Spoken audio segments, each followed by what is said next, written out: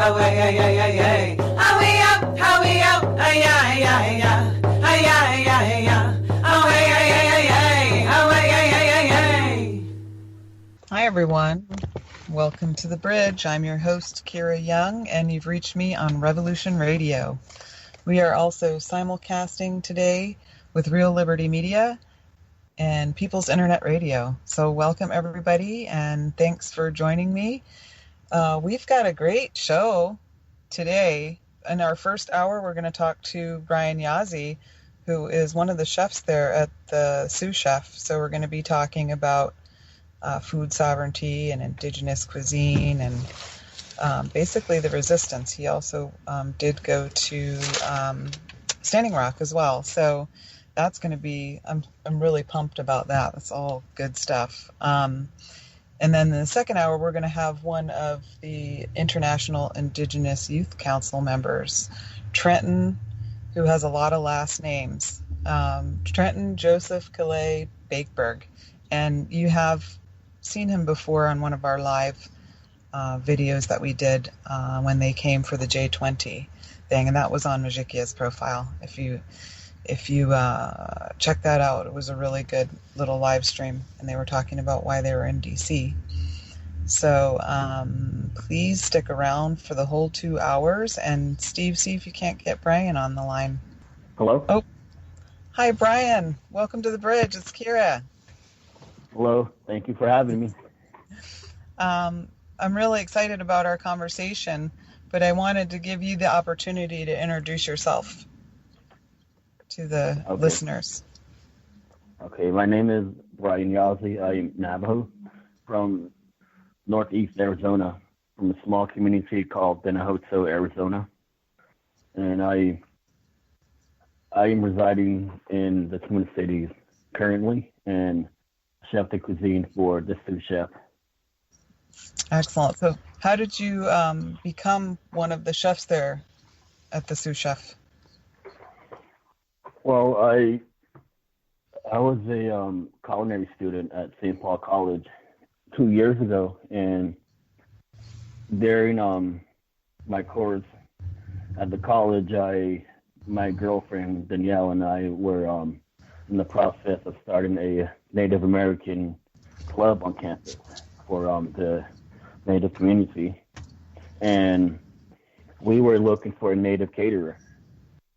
So I was looking on social media and searching for a specific catering company who focused on indigenous food. So I came across Sean Sherman, and it was the same year he started his company, the Sous Chef. Mm-hmm. So I reached out to him, and we invited him to one of our first events on campus. And so during the event, we had a conversation, and he found out I was a culinary student. So we exchanged information and stayed connected through social media. And within the next month, he brought me on and started working for him at pop-up dinners and demonstrations within the Twin Cities. And so basically I was in school and also working for him. So eventually, a couple months through working for him, he brought me on, and we had that commitment of establishing working under him. Excellent. So I was reading an article today about how when you guys were putting your dishes together, you kind of had, it's like you kind of had to do a little bit of anthropological work and fill in the blanks and some guessing, because a lot is passed down through oral tradition rather than, say, recipes that are written down and handed down that way. So is that something that you also had to do, or is it something you all do together? I mean, it's something specifically with the Sous Chef. It is definitely what we do, but as a movement, as in the indigenous food movement and the cooks and chefs, what we are trying to do is create a path to redefine and revitalize our indigenous food system and our knowledge.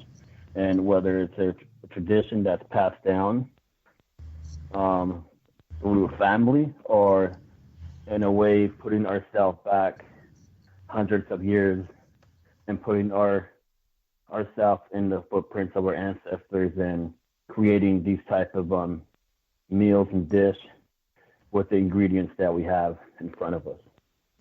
So it's like a reclaiming and a reinvention all at the same time. Yes, definitely. Yeah. That's what that is. Mm-hmm. And with the Sous Chef, that is our main focus. We are focusing on specifically indigenous ingredients of North and South America, without any wheat, without any gluten, no dairy, no processed sugar. Which is essential. I would actually venture to say that probably all natives are gluten intolerant. And so there's a difference between that and, say, how the medical community looks at things and says, oh, native people have a genetic predisposition towards diabetes, for instance, when really all people have a genetic predisposition toward the food and that you consume changing so radically, so quickly. All people would respond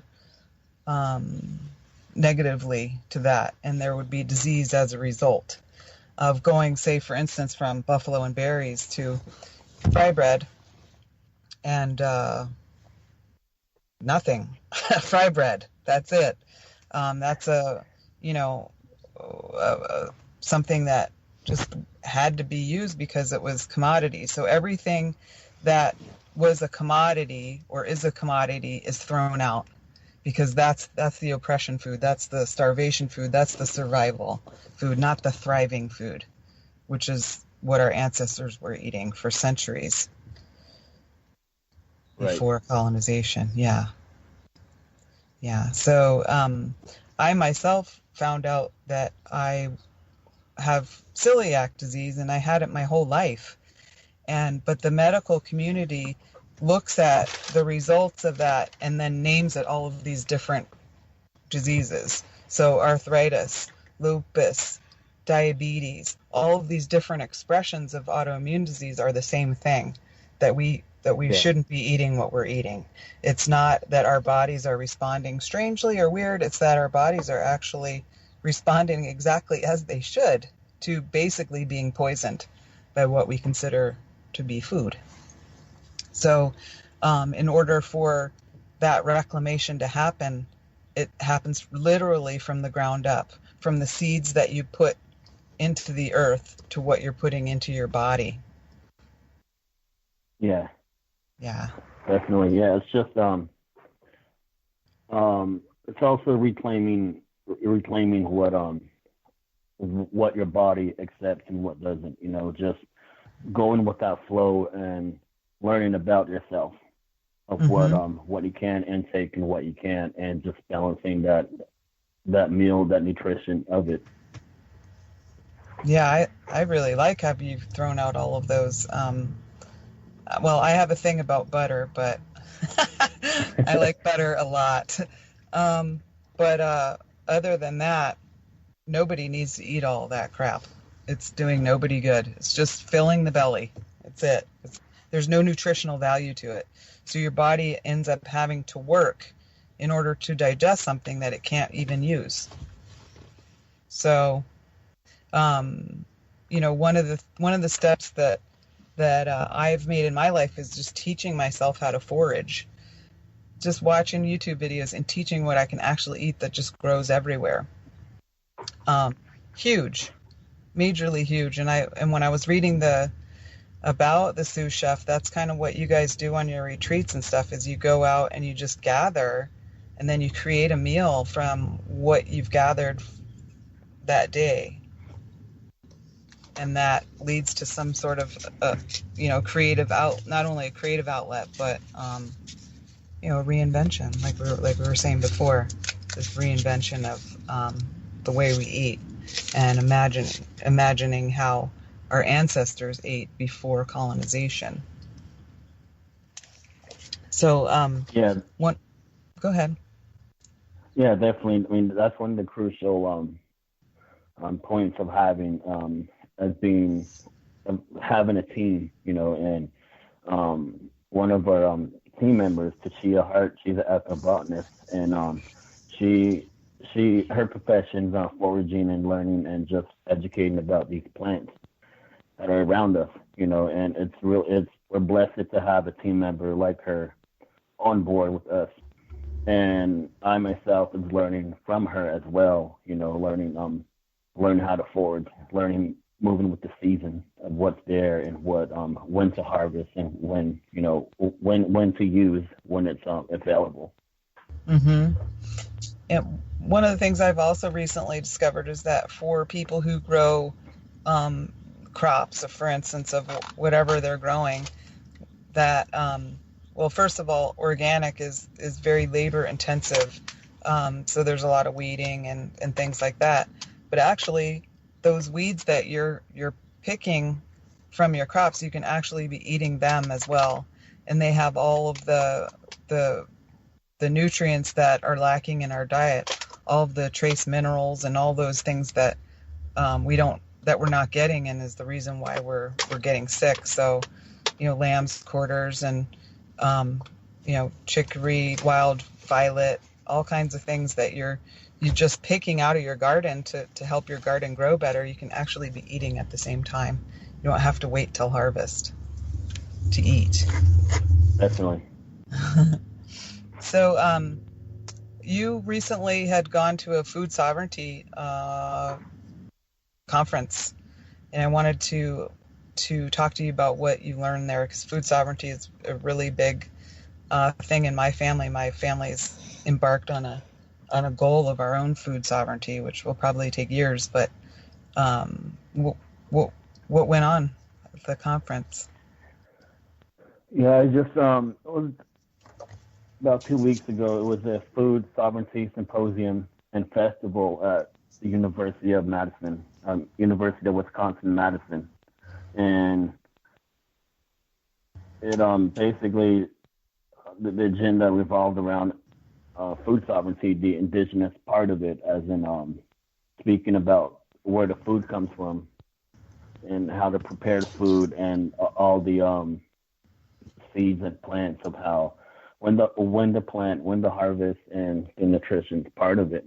And we had a great team of cooks and chefs who who showed up, and we just basically did pop-ups throughout the campus.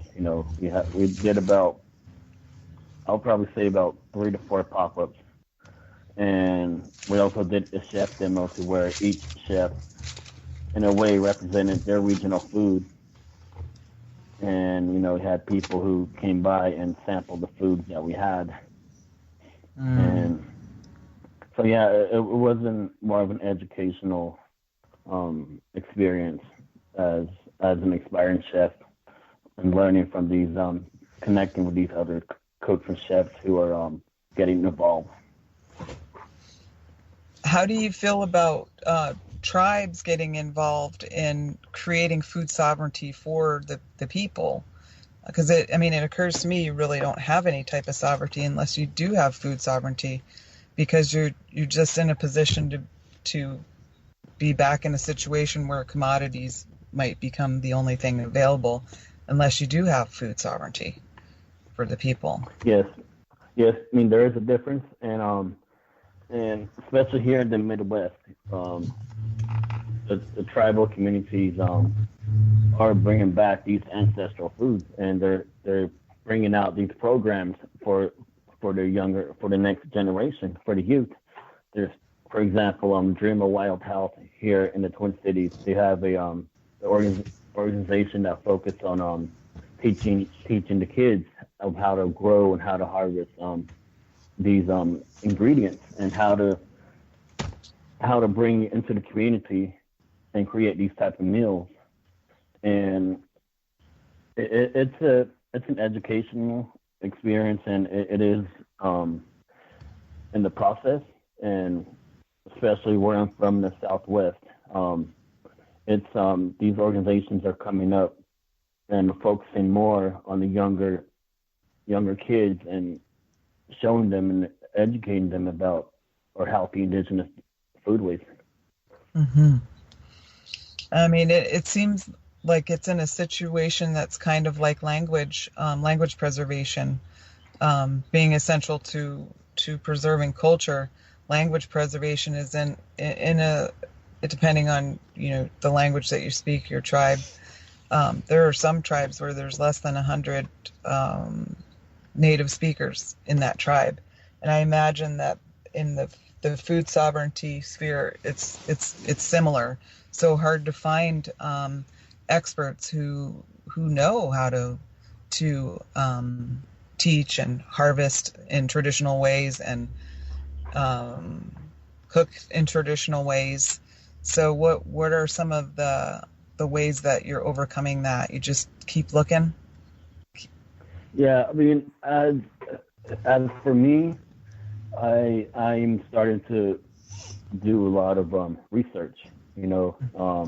I mean, there's limited access to reaching out to a certain tribal community.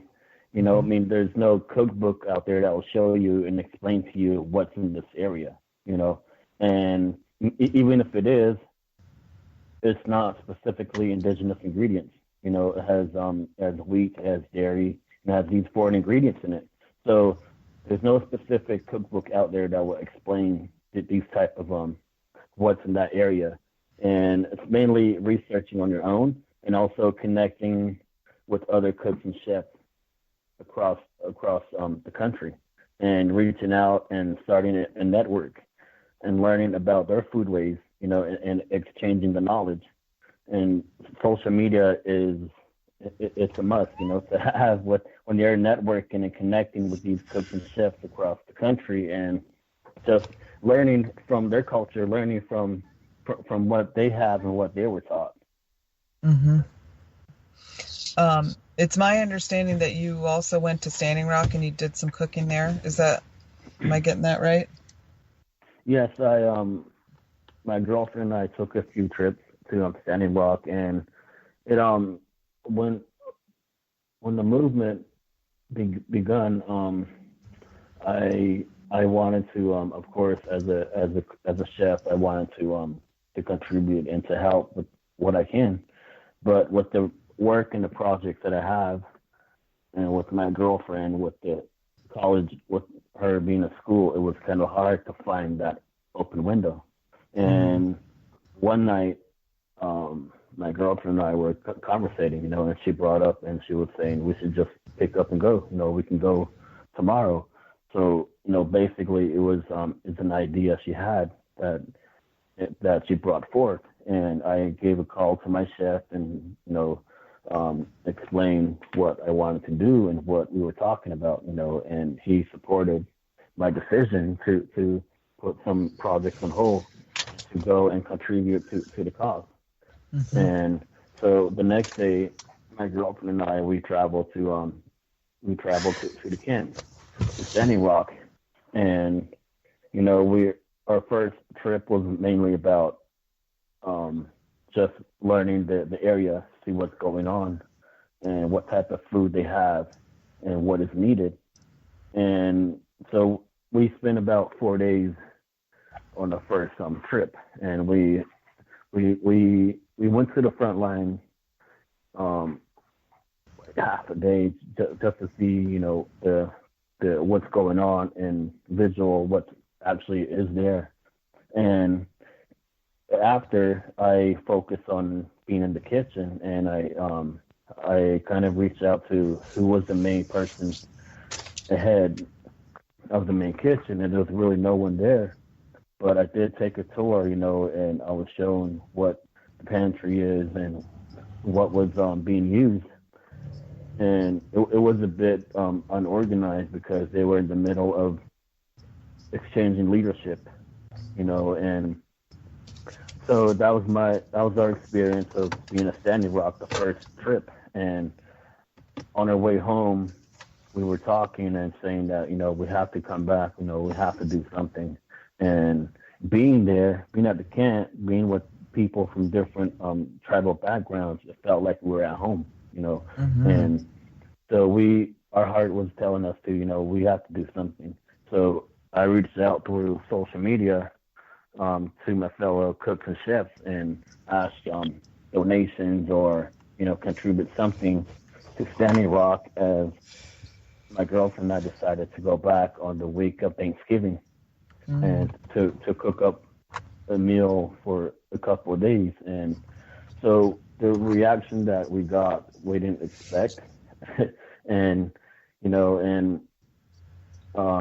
Pat Kerrigan from Organic Consumers Association reached out, and he wanted to create a partnership and raise a certain amount of funding that we can use and bring these fresh ingredients to Standing Rock, and with the Sous Chef, with Sean, my chef, Sean Sherman, and his partner Dana Thompson, we all created a donation drive at one of location where we work out of, and the community just came together and brought just large amounts of donations, from kitchen supplies to camping gear to fresh ingredients.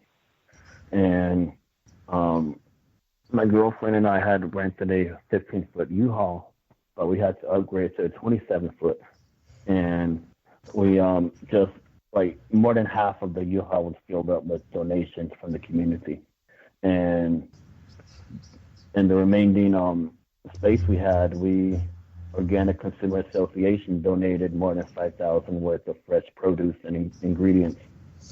And so that's what we hauled during the week of Thanksgiving, and that's what we distributed to these kitchens at Standing Rock. And basically what I use during my time of cooking at the main kitchen. Wow, that's great. So basically my concept as a chef was creating indigenous meals and feeding the people in the front line while they are fighting for our indigenous rights, and not just that, but also fighting for the ecosystem, fighting for plant relatives and fighting for our animals. And what Dakota Access is doing is not just affecting the tribe or the millions who reside downstream. It's affecting our food. It's affecting our food culture, which is as much we need as they need us. So Absolutely. that was my focus. As going to Standing Rock. That's wonderful. I guess I just missed you. I left before Thanksgiving, but I brought lamb. I brought a cooler full of lamb from my mom's herd or flock, I guess they're called. And I told Linda Black Elk, I gave her some of it, and I said, you make sure some Navajos get this lamb, because they're going to cook it up good. And then I brought the leg. I had a big leg, and I brought that to the camp I was staying in. And one of the women there made some soup with it. And my son said that it should be made into a scented candle because it smelled so good. And yeah, but I had a really hard time finding gluten-free food in the kitchens. There was basically none at all. Yeah. So I lost a little bit of weight, but in the buffet at the casino was horrible. Just saying. Yeah, like my first trip going to Standing Rock, when I entered the main pantry, they had, as being a chef, to me it brought back a negative feeling of what my ancestors went through back in the Southwest, the long walk in the mid 1800s. All the government rations they were given when they were denied their natural resource, their natural foods, their natural ingredients, and they were given these foreign ingredients that they knew nothing of or how to make, And like when I stepped into the pantry, I seen, just stacks and rows of flour and stacks and rows of lard, and just these highly processed foods. And so when I seen that, I knew something had to be done. Some fresh ingredients have to be brought, and we had to reach out to these local bison ranch. Bring these local meats that we need at the camp. So yeah, it's just brought back this negative feeling, and it's just, and I understand people are doing what they can, but focus on what's at stake, being on the front line of fighting. But we also have to focus on what we're feeding our warriors, what they're being fed. Mm-hmm. So that was the main focus as well. That's great. Yeah. And we'll keep getting better at it as we go, as we reclaim our right to eat the food our ancestors ate, so we can get something out of it. All of these processed foods, you don't get anything out of it at all. There's no nutritional value to it. So it's just, you're just going through the motions of eating, but no value. And then even the exercise that you do, you can't get anything from that. You can't build your muscles, even if you do exercise, because without nutrition, your body can't function. It's just survival, basic survival. So I'm glad that you went, and I hope that you get the opportunity to go more to more camps, since there's been so many that have sprung up to fight the pipelines all over the country. The next phase of the movement is basically Standing Rock is everywhere, or it's all Indian land, it's all Indigenous land, it's all sacred. It's all needs to be protected from the psychopaths in charge that are running things right now. So you have a tall order in front of us. Yep. But we could start with basically the food trucks at powwows should all be like Sous Chef type food trucks. And I've actually had a little fantasy about that a few years ago. I'm like, I'm going to invent a gluten-free fry bread. And my friend's like, I've already done that. I'm like, oh, okay. Some people can't get used to the idea that they'll never eat it again. Like once you make that decision that you're going to cut that poison out of your life, some people just can't accept that. Like, I'll never eat it ever again. And let me tell you, yeah, it's definitely worth a food. Yeah, it's definitely a process that we are moving forward with. Bringing back. As cooks and chefs, we're not only just in the kitchen cooking. We're this is something I realized recently, learning from Sean and learning from Chef Carlos Baca, or learning from Richard Francis, or learning from these chefs who paved the way as well, and who I learned that we're not only here to cook, we're also teachers, we're educators, we're revitalizing a forgotten food culture. So not only are we working, we're also being verbal and being vocal about what we are doing. Right. And frequently I'll hear people say, like, I don't know what I'm doing wrong. Like, I can't lose weight and everything. And I'm like, well, I lost 60 pounds without even trying. All I did was stop eating wheat. That's all I did.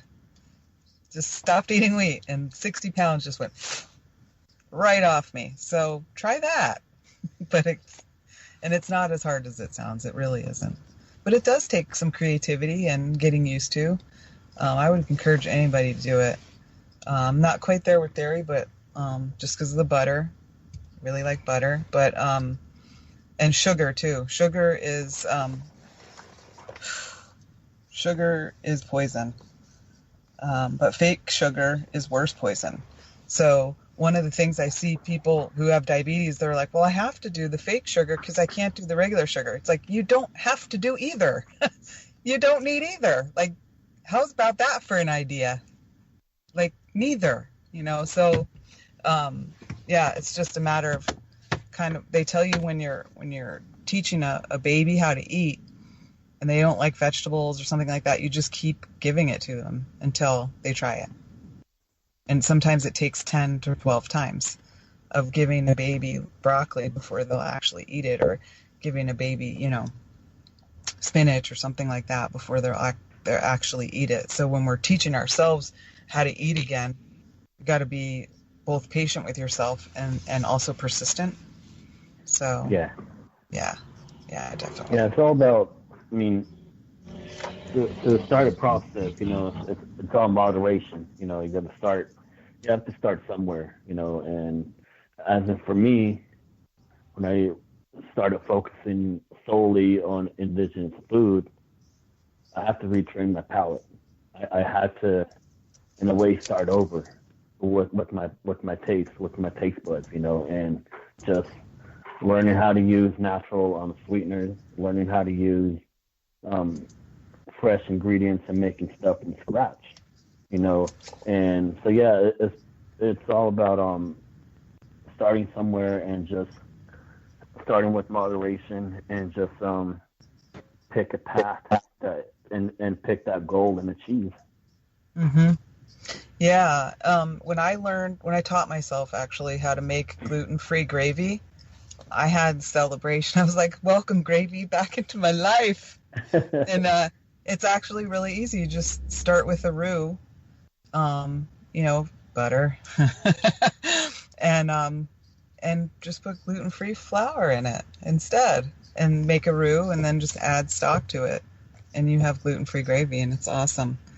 All those little things that you miss, you can sometimes reinvent back into your life, and you get used to the idea of like for myself, I had this rule: I'm going to teach myself how to eat gluten-free without the substitutes. So there's all kinds of substitutes out there: gluten-free pasta, gluten-free pizza, all these things that normally have gluten in them, but there's these substitutes. I said, I'm going to teach myself how to eat without those substitutes.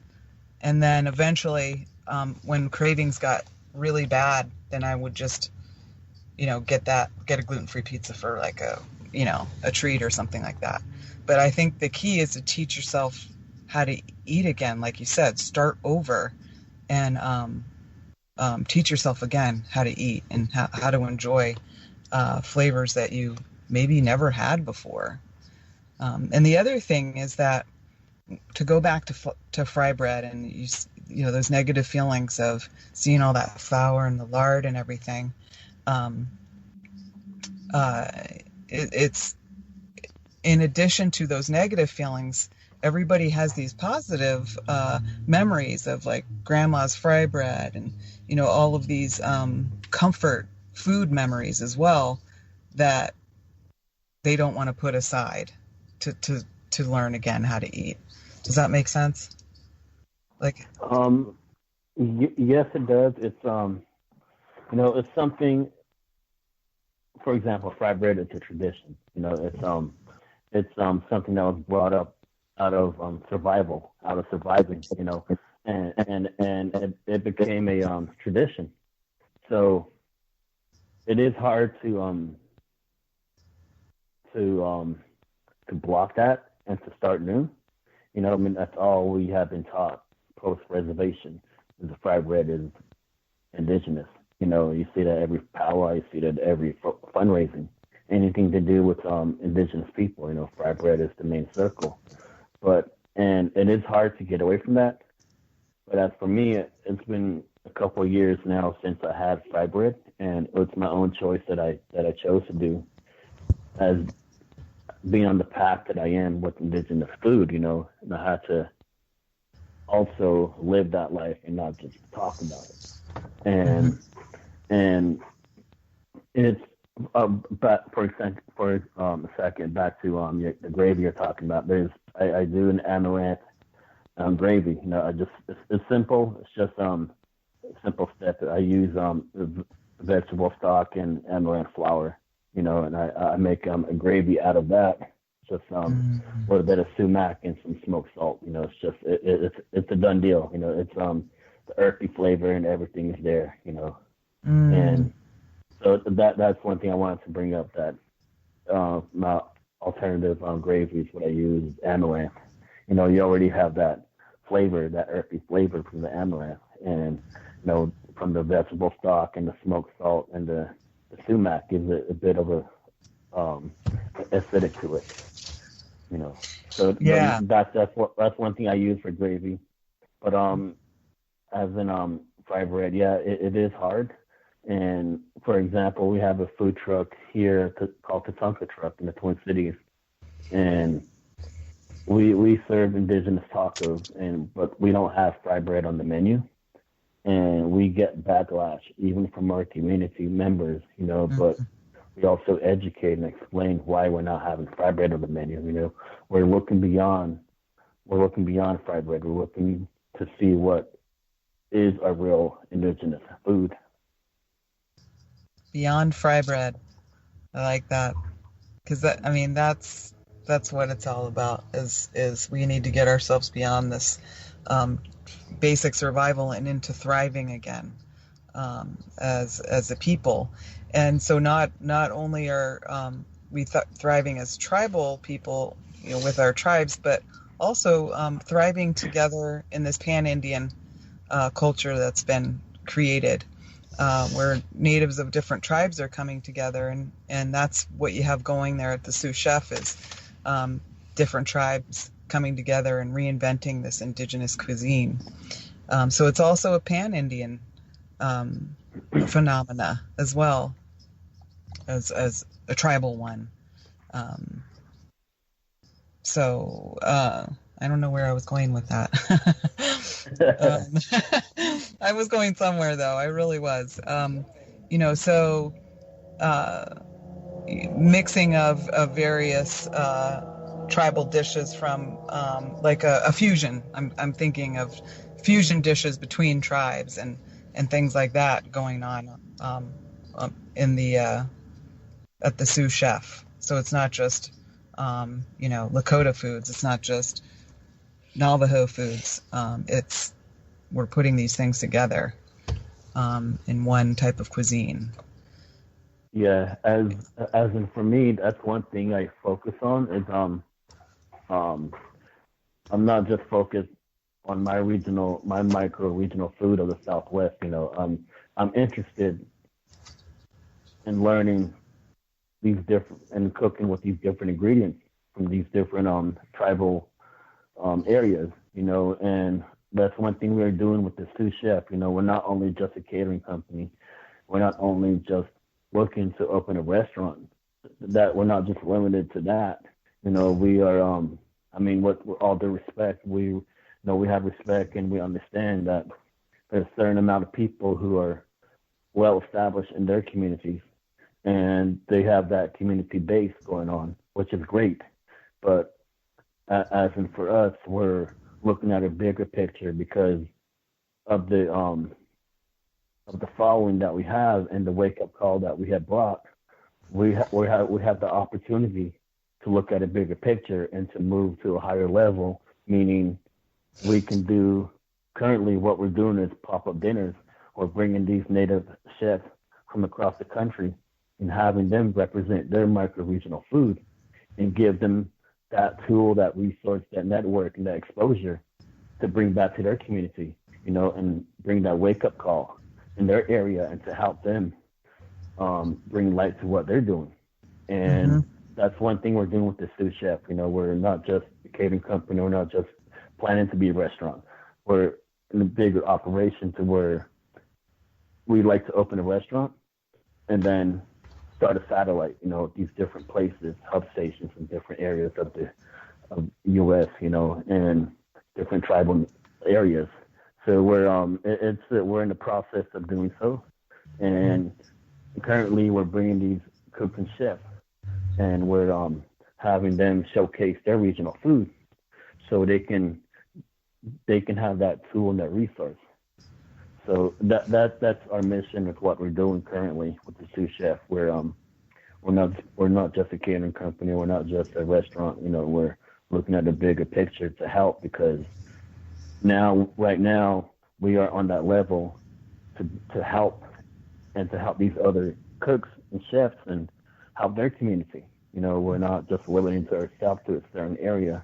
We're using what we have to bring back and revitalize our forgotten foodways. Mm-hmm. So part of that is really paying attention to source. Where are you getting your ingredients from? And it looks like the Ojibwe are sort of ahead of some other tribes in terms of their wild rice, being able to produce wild rice and sell it, not just for people there, but to be able to sell it. So I think you guys have got some wild rice from various tribal sources, as well as some other food that you've been able to source from native sources. Yes, yeah, we have a couple of resources where we get our wild rice from Red Lake, from White Earth, from Ned Lake, or from these different tribal areas. We're not just focused on one location. We try and balance out where we get our ingredients from, and trying to reach out and try to make that connection and establish a partnership. And for example, there's multiple tribal gardens and farms in the Twin Cities area, or in Minnesota in general, and we're connecting with these farms and these gardens, and we're starting that relationship to where we can purchase certain type of ingredients, and also the inner city, the urban farms.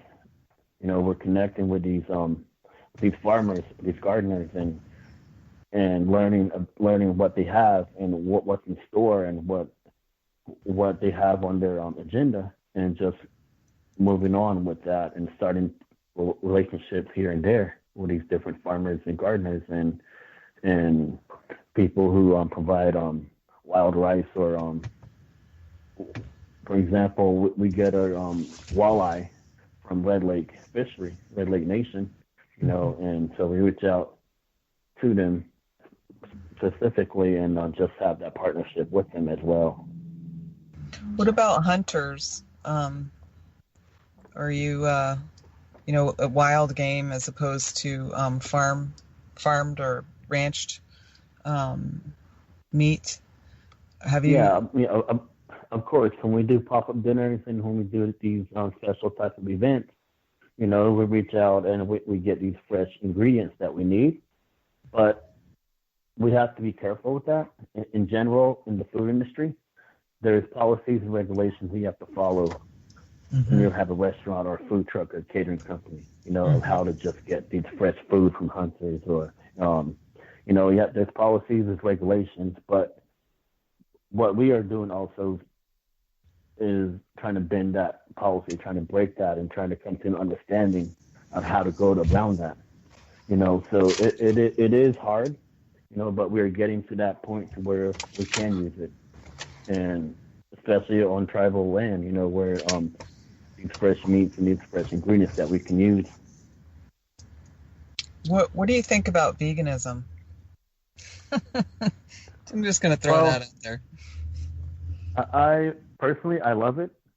I mean, people see it as a trend or as a fad or as just something current, but to be honest, most of the indigenous people, their sole focus was on the vegetables, on feeds, on plants, and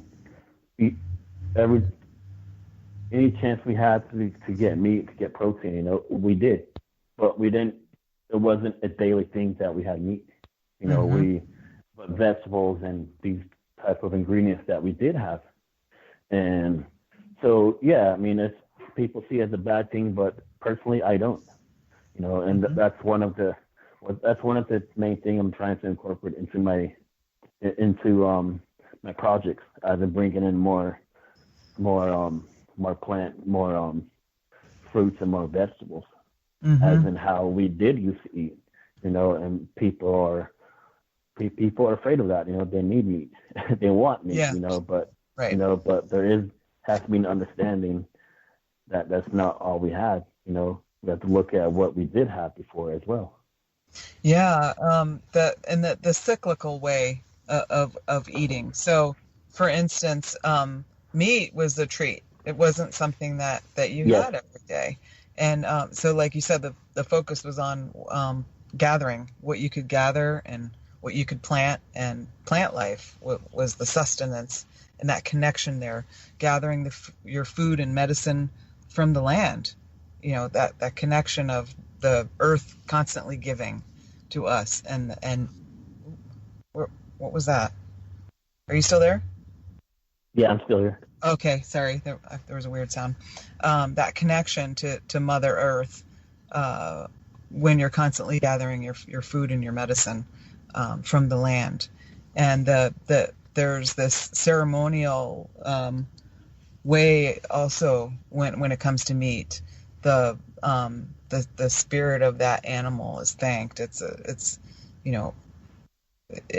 sacred thing. It's really appreciated for what it really is. So yeah, I think that vegans can to a certain extent it's become a cult for some people and a fad as well. But none of us are getting enough vegetables and fruits and plant material in our diet. None of us. We could all stuff as many vegetables in our face as possible every day, and we're still not equaling what our ancestors were getting in terms of plant material in our diets. So I agree with you. It's a good thing. Everybody should try to eat less meat and more vegetables. Yeah. Absolutely. I have a little story about that actually. When I was in Standing Rock during the first trip that I made out there with my girlfriend, that when I showed up at the main kitchen, the head chef or the head cook at that time was a vegan chef, and all he was doing was vegan food and plant-based food, and there was rarely any meat going out to feed the people, and when I reached out to an elder and to one of the local securities of that area, I talked and I offered my service and my volunteer, and what can I do? And the first thing I heard was, we have a vegan chef, and everyone is eating elsewhere. Most of the people are eating elsewhere because there's no meat, there's no bison, there's no venison, there's no turkey, there's nothing that we should be having, and I understood both sides. Mm-hmm. And so they, for 3 to 4 days I was there, I was given the opportunity to lead the kitchen. And so I talked with the vegan chef, we talked and we kind of exchanged, we had a conversation about that, basically, and he understood. But his point of view was, I don't know how to cook meat. I don't know what to do. I don't know, so that's when I stepped in and we balanced out the menu. And we had large amounts of bison that came in and large amounts of venison and turkey, just these different ingredients that came in. So I started using that as the main entree and just putting it out there, and then having a team of us focus on plant-based ingredients and just bringing out different fruits and veg and side dishes that were brought out, and so that's one thing I've seen at the camp, is that people are not into eating plant-based diets, mm-hmm. And I understand there has to be a balance, and that's something that in a way I helped with while I was there, and So people started coming back to the main kitchen to eat. You know, there's besides the main kitchen, there was like 12 other smaller kitchens in the area. You know, but to have the main kitchen to feed about 1,000 to 2,000 people, you know, there was rarely anyone there to eat because of the food that was coming out. So it has to be balanced, and you know, people started coming back. But that was a learning experience for myself as well. You know, learning from that as I'm moving on in my profession. You know. Yeah, because it's a balance between teaching, encouraging a different way of eating, and then also just feeding people what they'll eat, what they actually will eat. You know, so that's quite a balancing act. It's like raising kids again. You know, it's yeah, a balancing act there. So that's a valuable lesson for everybody to be as kind to yourself as you are to others in your transition. And people are at different places in terms of you know, their focus. You know, there at Standing Rock, people's focus was just day to day, getting through the day, making sure, you know, everybody was safe, and you know, maybe not as much of a teachable moment, but people also wanted things to change. They wanted to take a leap forward, and so it seems to me that the food would be ideal, you know, for that as well. So a balancing act. Yes. There. Yeah, for sure. So we got 1 more minute left with you. Is there anything you wanted to get out there? How can people find you? Keeping up with the Yaz today. I just discovered that page. Yeah, that is the hashtag that Chef Carlos Baca made up at our last previous event at the University of Wisconsin. And, you know, I accidentally dropped the sunflower oil, you know, and it just exploded. And it took us about half an hour to clean that up. And then ever since then that came up, keeping up with the Yaz, you know, it just became a term. And so, yeah, that's a hashtag that's has a story to it. But yeah, I can be found on social media, on Facebook as Yazzie the Cook, and on Twitter and Instagram as well. But I am Chef de Cuisine for the Sous Chef, and our official page is also on Facebook and Instagram and Twitter, the Sous Chef. And we're also creating a nonprofit organization called Native, which is Native American Traditional Indigenous Foods, and that's a organization that we're also going to start with making projects as well. So thank you so much. Look out for those. Thank you so much, Brian. Thank you for having me. Stick around, everyone.